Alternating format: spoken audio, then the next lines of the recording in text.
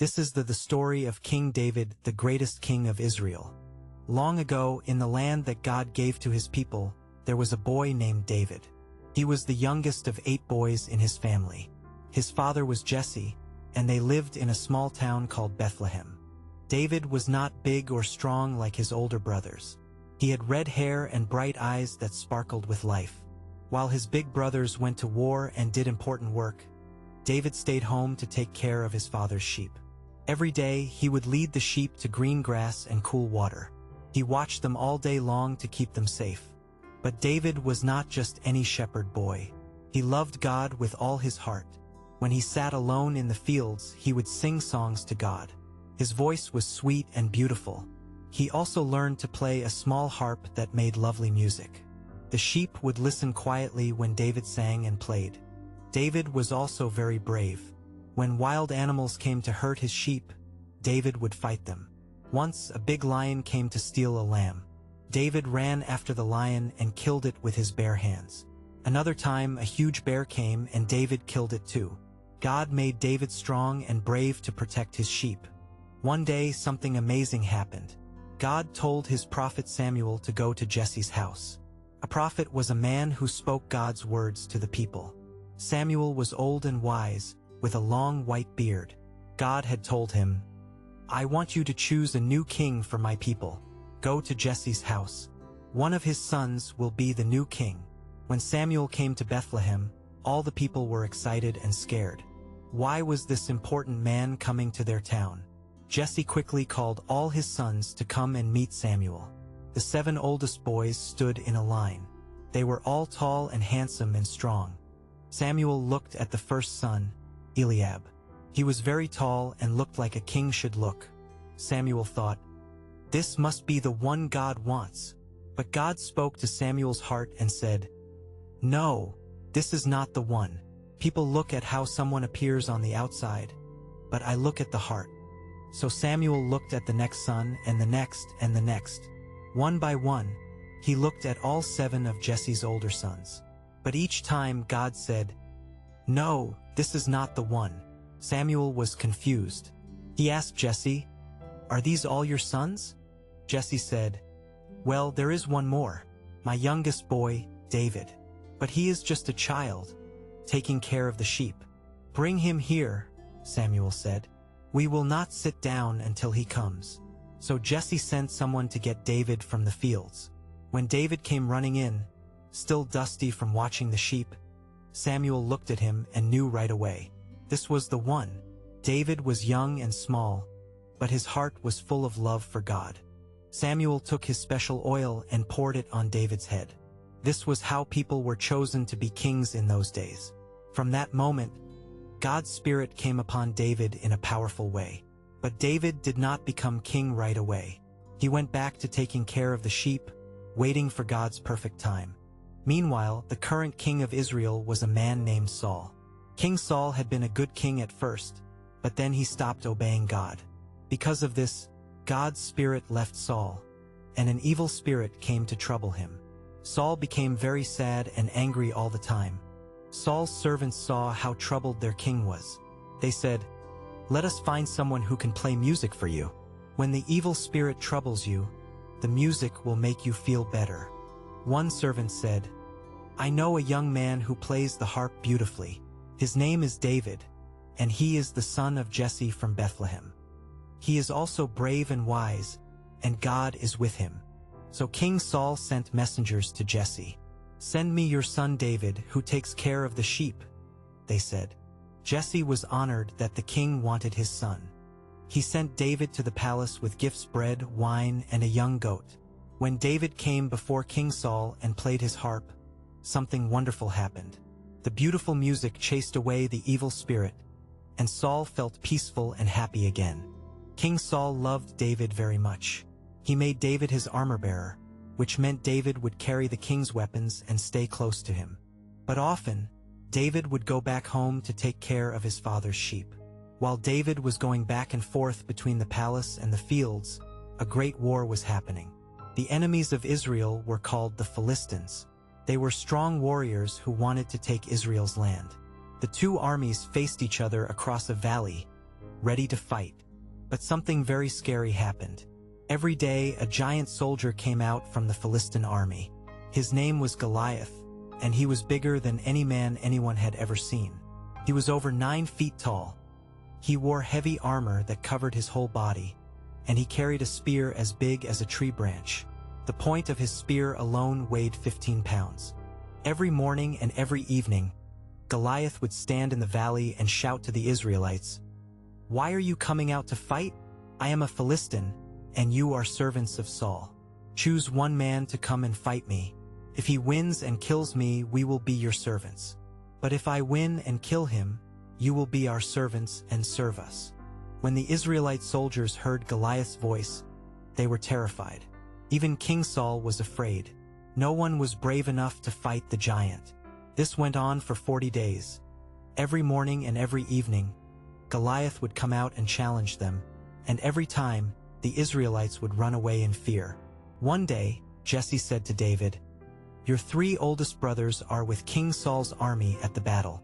Take some food to them and see how they are doing." So David left the sheep with another shepherd and took grain and bread and cheese to his brothers. When David arrived at the camp, he heard the terrible shouting of Goliath. He saw all the Israelite soldiers running away in fear. David was amazed. "Who is this man who dares to challenge the army of the living God?" he asked. The soldiers told David, "King Saul has promised that whoever kills Goliath will get great riches. The king will also give him his daughter to marry, and his family will never have to pay taxes again." But when David's oldest brother Eliab heard him talking, he became angry. "Why did you come here?" Eliab said. "Who is taking care of the sheep? I know you are proud and have a bad heart. You just came here to watch the battle." David said, "What have I done wrong? I was just asking a question." And he turned away from his brother and kept asking the soldiers about Goliath. Finally, someone told King Saul that David was asking about fighting the giant. Saul sent for David right away. When David came before the king, he said, "Don't let anyone be afraid because of this Philistine. I will go and fight him." King Saul looked at David and shook his head. "You are just a boy," he said. "Goliath has been a warrior since he was young. You cannot fight him." But David said, "When I was taking care of my father's sheep, sometimes a lion or a bear would come and steal a lamb. I would chase after it and hit it and save the lamb from its mouth. If the lion or bear turned to attack me, I would grab it by its fur and hit it until it died. I killed both lions and bears. This Philistine will be like one of them, because he has challenged the army of the living God. The Lord who saved me from the lion and the bear will save me from this Philistine." King Saul saw that David truly believed God would help him. So he said, "Go, and may the Lord be with you." Then Saul put his own armor on David, a bronze helmet and a coat of mail. David also put on Saul's sword. But when David tried to walk, he could not move well. The armor was too big and too heavy for him. "I cannot fight in these," David said, "because I am not used to them." So he took off all the armor. Instead, David took his shepherd's staff in his hand. He went to a stream and chose 5 smooth stones. He put them in his shepherd's bag and took his sling in his hand. A sling was a simple weapon made of leather straps that could throw stones very fast and hard. Then David walked toward Goliath. When Goliath saw David coming, he was angry and insulted. "Am I a dog, that you come to me with sticks?" he shouted. He cursed David by his gods. "Come here," Goliath said, "and I will give your body to the birds and wild animals." But David was not afraid. He called back to Goliath, "You come to me with a sword and a spear and a javelin. But I come to you in the name of the Lord of hosts, the God of the armies of Israel, whom you have challenged. Today the Lord will deliver you into my hand, and I will strike you down and cut off your head. Today I will give the bodies of the Philistine army to the birds and wild animals. Then all the world will know that there is a God in Israel. And everyone here will know that the Lord does not save by sword and spear. This battle belongs to the Lord, and he will give you into our hands." As Goliath moved closer to attack David, David ran quickly toward him. He reached into his bag and took out a stone. He put it in his sling and threw it with all his might. The stone flew straight and true, guided by God's hand. It hit Goliath right in the forehead, the only place not covered by armor. The stone sank deep into the giant's head, and Goliath fell face down on the ground. He was dead. David had killed the giant with just a sling and a stone. He ran over to Goliath's body, took the giant's own sword, and cut off his head to show everyone that the enemy was truly dead. When the Philistines saw that their champion was dead, they turned and ran away as fast as they could. The Israelites gave a great shout of victory and chased after them, winning a great battle that day. From that day on, King Saul kept David with him and would not let him go back to his father's house. David became a great warrior and won many battles for Israel. The people loved him and sang songs about him. They would sing, "Saul has killed thousands, but David has killed tens of thousands." David also became best friends with Saul's son Jonathan. Jonathan loved David like his own brother. He gave David his robe, his armor, his sword, his bow, and his belt. They promised to be friends forever and to take care of each other's families. But when King Saul heard the people singing that David had killed more enemies than he had, Saul became very jealous. The evil spirit came upon him again, and he began to hate David. Even though David had done nothing wrong and was loyal to Saul, the king decided to kill him. One day, while David was playing his harp to make Saul feel better, Saul suddenly threw his spear at David, trying to pin him to the wall. But David was quick and jumped away. The spear stuck in the wall where David had been sitting. Saul tried to kill David again and again, but God protected David each time. Finally, David had to run away from the palace to save his life. Jonathan helped his friend escape by warning him of his father's plans. This began many years of David running and hiding from King Saul.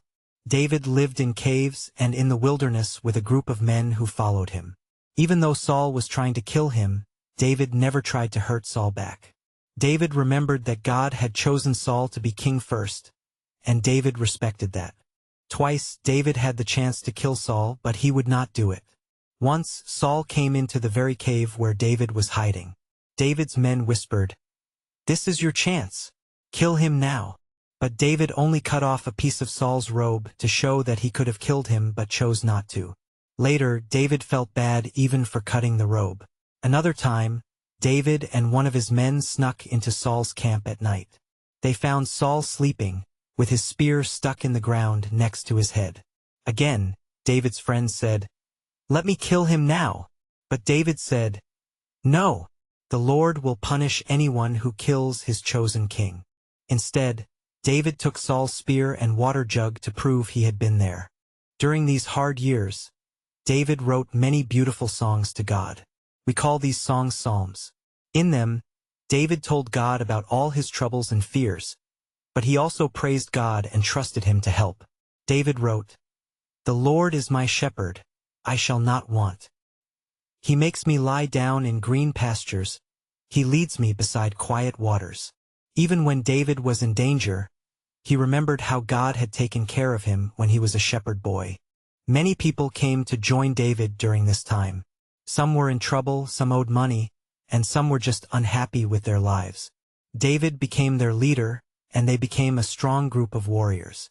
David always tried to do what was right and to protect people who needed help. One sad day, King Saul and his son Jonathan were killed in a battle against the Philistines. When David heard this news, he cried and wrote a beautiful song of sadness for them. Even though Saul had tried to kill him, David still respected him as God's chosen king. And Jonathan had been David's dearest friend. After Saul died, the people of Judah, David's own tribe, made him their king. David was 30 years old. He ruled from a city called Hebron for 7 years. But the other tribes of Israel chose Saul's son Ishbosheth to be their king. This meant Israel was divided into 2 kingdoms, and there was fighting between them. Finally, after Ishbosheth was killed by his own servants, all the tribes of Israel came to David. They said, "We are your bone and flesh. Even when Saul was king, you were the one who led Israel's armies. The Lord said to you, 'You will shepherd my people Israel, and you will be their ruler.'" So all of Israel made David their king when he was 37 years old. One of the first things King David did was capture the city of Jerusalem from the Jebusites who lived there. The Jebusites thought their city was so strong that no one could take it. They even mocked David, saying, "You will never get in here. Even the blind and lame could defend this city against you." But David found a way to capture Jerusalem through a water tunnel. He made Jerusalem his capital city, and it became known as the City of David. Jerusalem was in a perfect place between the northern and southern tribes, so it helped unite all of Israel under David's rule. David wanted to bring the most sacred object of Israel to Jerusalem. This was called the Ark of the Covenant, a special golden box that contained the stone tablets with God's 10 Commandments. The Ark represented God's presence with his people, but it had been kept in a small town and almost forgotten. David gathered 30,000 chosen men to bring the Ark to Jerusalem. They put it on a new cart pulled by oxen, and the whole crowd followed, celebrating with all kinds of musical instruments: harps, lyres, tambourines, sistrums, and cymbals. But something terrible happened on the way. The oxen stumbled, and a man named Uzzah reached out to steady the Arkansas. The moment he touched it, God struck him dead. This frightened David very much. God had given strict rules about how the ark should be handled, and they had not followed those rules. David was afraid to bring the ark to Jerusalem after this. He left it at the house of a man named Obed-Edom. But for 3 months, God blessed Obed-Edom's household greatly because the ark was there. When David heard about these blessings, he decided to try again to bring the ark to Jerusalem, but this time he would do it exactly as God had commanded. This time, the priests carried the ark on poles as God had instructed. Every 6 steps they stopped to offer sacrifices to God. David was so happy that he danced before the Lord with all his might, wearing only a simple linen garment instead of his royal robes. He celebrated and danced like a common person, not caring about his dignity as king. When his wife Michal, who was Saul's daughter, saw David dancing, she was embarrassed and angry. She thought a king should act more dignified. But David told her, "I was celebrating before the Lord, who chose me to be king instead of your father. I will celebrate before the Lord, and I will be even more undignified than this." David's heart was full of joy and love for God, and that was more important to him than looking dignified. The ark was placed in a special tent that David had prepared for it in Jerusalem. David appointed priests to serve before it continually, offering sacrifices and singing praises to God. This made Jerusalem not just the political capital of Israel, but also the religious center where people came to worship God. Now that David was established as king and had peace from his enemies, he looked at his beautiful palace made of cedar wood. Then he thought about the ark of God, which was kept in just a tent. David said to the prophet Nathan, "Here I am, living in a house of cedar, while the ark of God remains in a tent. I want to build a temple for the Lord." Nathan told David, "Go ahead and do whatever you have in mind, for the Lord is with you." But that night, God spoke to Nathan and told him to give David a different message. God said, "Tell David, I have been with you wherever you have gone, and I have cut off all your enemies from before you. Now I will make your name great, like the names of the greatest men on earth.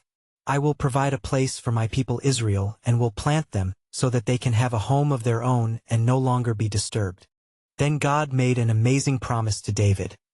"The Lord declares to you that the Lord himself will establish a house for you. When your days are over and you rest with your ancestors, I will raise up your offspring to succeed you, your own flesh and blood, and I will establish his kingdom.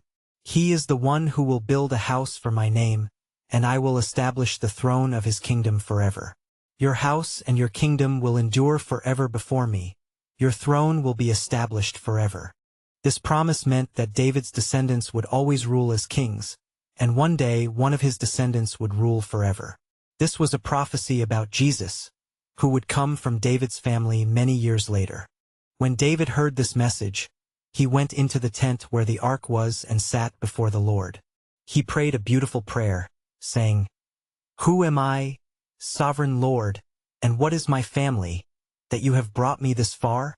You have spoken about the future of your servant's house, and this decree, sovereign Lord, is for a mere human. What more can David say to you? For you know your servant, sovereign Lord. God gave David victory in many battles. He defeated the Philistines, the Moabites, the Arameans, and the Edomites. Everywhere David went, the Lord gave him victory. David ruled with justice and righteousness over all Israel, doing what was just and right for all his people. David showed kindness to many people.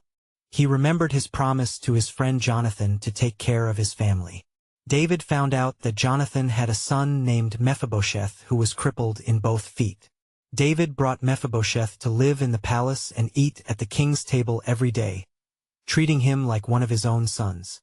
But even though David was a great king who loved God, he was still a human being who sometimes made mistakes. The biggest mistake of his life happened when he should have been out fighting with his army, but instead he stayed home in Jerusalem. One evening, David was walking on the roof of his palace when he saw a beautiful woman bathing on a nearby rooftop. Her name was Bathsheba, and she was married to one of David's best soldiers, a man named Uriah the Hittite. David should have looked away and forgotten about her, but instead he sent for her and committed adultery with her.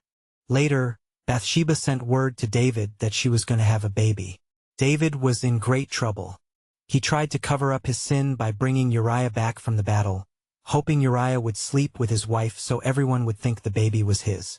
But Uriah was such a good and loyal soldier that he would not go to his own house while his fellow soldiers were still fighting. He slept at the palace gate with the other servants. When David's first plan did not work, he did something even worse.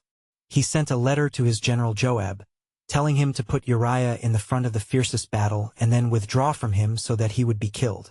Joab did as David commanded, and Uriah died in battle. After Bathsheba finished mourning for her husband, David married her, and she gave birth to their son. David thought he had hidden his sin, but God knew everything. God sent the prophet Nathan to David with a story. Nathan said, "There were two men in a city, one rich and the other poor. The rich man had very many flocks and herds, but the poor man had nothing except one little lamb that he had bought. He raised it, and it grew up with him and his children. It used to eat from his hand and drink from his cup and lie in his arms, and it was like a daughter to him. Now a traveler came to the rich man, but he was unwilling to take one of his own flock or herd to prepare for the guest. Instead, he took the poor man's lamb and prepared it for his visitor. When David heard the story, he became very angry. 'The man who has done this deserves to die,' he said. 'He must pay back 4 times what he stole, because he did this thing and had no pity.' Then Nathan looked directly at David and said, 'You are the man. This is what the Lord, the God of Israel, says. I anointed you king over Israel, and I delivered you from the hand of Saul. I gave you your master's house and your master's wives into your arms. I gave you all Israel and Judah. And if all this had been too little, I would have given you even more. Why did you despise the word of the Lord by doing what is evil in his eyes? You struck down Uriah the Hittite with the sword and took his wife to be your own.' Nathan told David that because of his sin, trouble would come to his family, and the baby that was born would die. David realized his terrible sin and cried out, 'I have sinned against the Lord.' Nathan said, 'The Lord has taken away your sin. You are not going to die. But because by doing this you have shown utter contempt for the Lord, the son born to you will die.'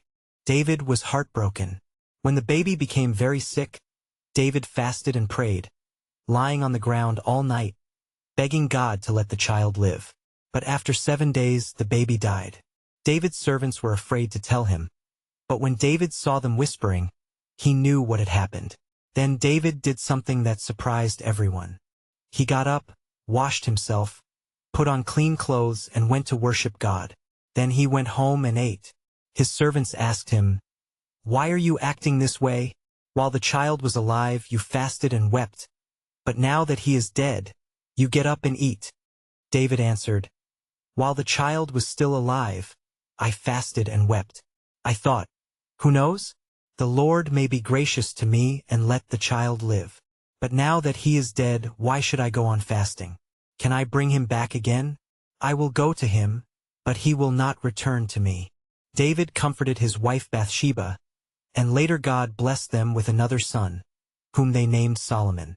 God loved Solomon and sent word through Nathan, the prophet, that Solomon's special name from God would be Jedediah, which means beloved of the Lord. But the trouble in David's family was just beginning, just as Nathan had prophesied. David had many wives and children, and there were problems among them. One of David's sons, Amnon, did a terrible thing to his half-sister Tamar. When Tamar's full brother Absalom found out, he was furious, but he waited 2 years for revenge. Then Absalom killed Amnon and fled from Jerusalem. Absalom stayed away for 3 years, and David's heart was broken because he missed his son. Finally, through the wise woman of Tekoa and David's general Joab, Absalom was allowed to return to Jerusalem. But David would not see him for 2 more years. When father and son finally met, David kissed Absalom and forgave him. But Absalom's heart had grown bitter during these years. He began to turn the people against his father by standing at the city gate and telling everyone who came with problems, "Your claims are valid and proper, but there is no representative of the king to hear you. If only I were appointed judge in the land. Then everyone who has complaints could come to me, and I would see that they receive justice." When people bowed down to Absalom, he would reach out and embrace them and kiss them. In this way, Absalom stole the hearts of the people of Israel. After 4 years of this, Absalom felt ready to rebel against his father. Absalom went to Hebron, where David had first been made king, and there he declared himself king. Many people joined his rebellion, including some of David's most trusted advisors, like Ahithophel. When David heard that the hearts of the people are with Absalom, he knew he had to flee Jerusalem immediately. This was one of the saddest times in David's life. The king who had conquered so many enemies now had to run away from his own son. As David and his loyal followers left Jerusalem, they wept as they walked. David covered his head and went barefoot as a sign of his grief. When people threw stones at him and cursed him, David told his men not to stop them, saying, "Perhaps the Lord will look upon my misery and restore to me his covenant blessing instead of his curse today." David and his followers crossed the Jordan River and went to a place called Mahanaim. There, loyal friends brought them food and supplies. Meanwhile, Absalom entered Jerusalem and took over the palace.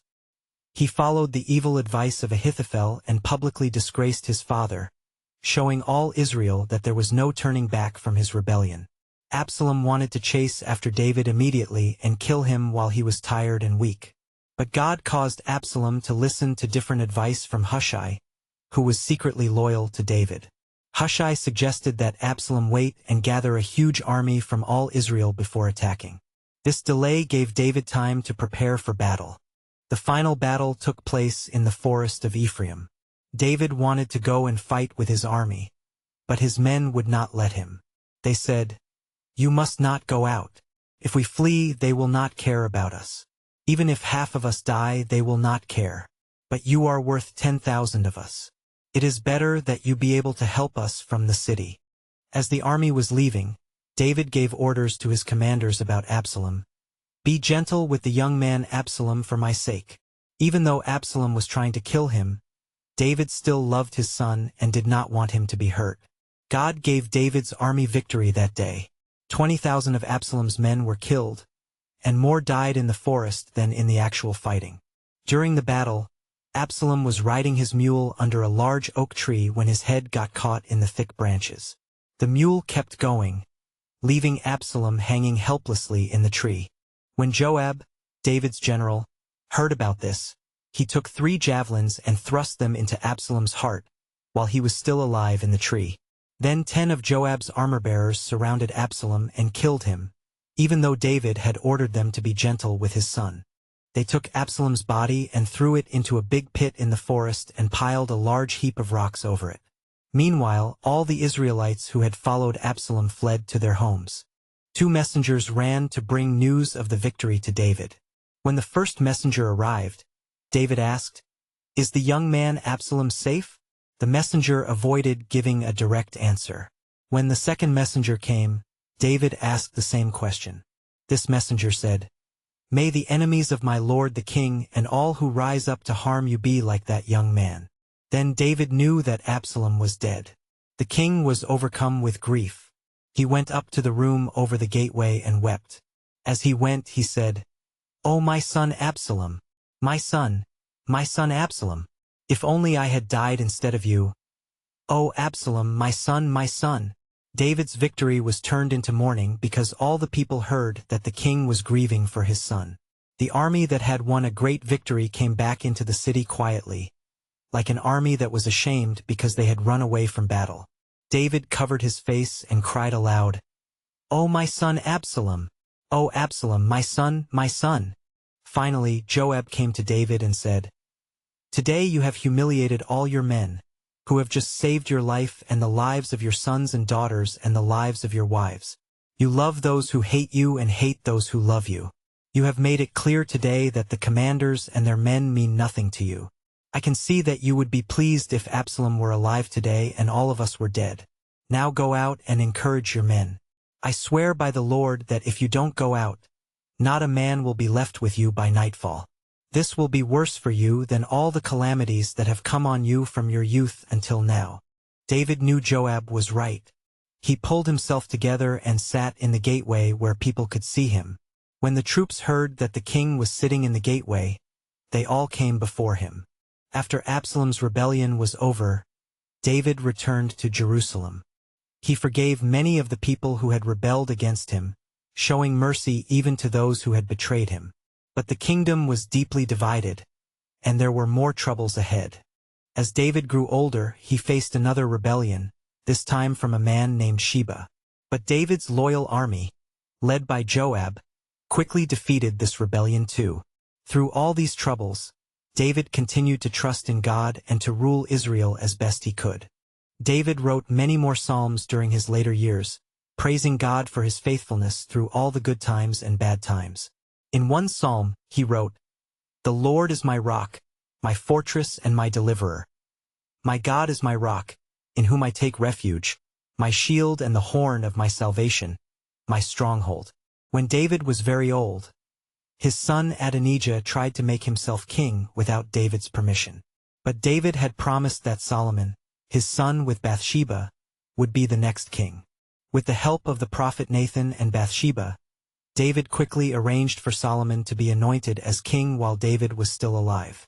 Before David died, he gave Solomon important advice. "Be strong, act like a man, and observe what the Lord your God requires. Walk in obedience to him, and keep his decrees and commands, his laws and regulations, as written in the law of Moses. Do this so that you may prosper in all you do and wherever you go, and that the Lord may keep his promise to me. If your descendants watch how they live, and if they walk faithfully before me with all their heart and soul, you will never fail to have a successor on the throne of Israel." David ruled Israel for 40 years, 7 years in Hebron and 33 years in Jerusalem. He died at a good old age, having enjoyed long life, wealth, and honor. His son Solomon succeeded him as king. David was remembered as the greatest king Israel ever had. He was called a man after God's own heart, because, even when he sinned, he always repented and turned back to God. He united the 12 tribes of Israel into one strong nation. He made Jerusalem the capital city and brought the Ark of God there. He defeated Israel's enemies and gave the people peace and prosperity. Most importantly, God's promise to David came true. One of David's descendants, Jesus Christ, became the eternal king that God had promised. Jesus was called the Son of David, and sat on David's throne forever, ruling over a kingdom that would never end. The songs that David wrote, the Psalms, are still read and sung by people all over the world today. In these beautiful poems, David shared his heart with God, his fears, his hopes, his failures, and his faith. Through David's words, people learned how to pray, how to praise God, and how to trust him in every situation. David's story shows us that God can use anyone who loves him and trusts in him.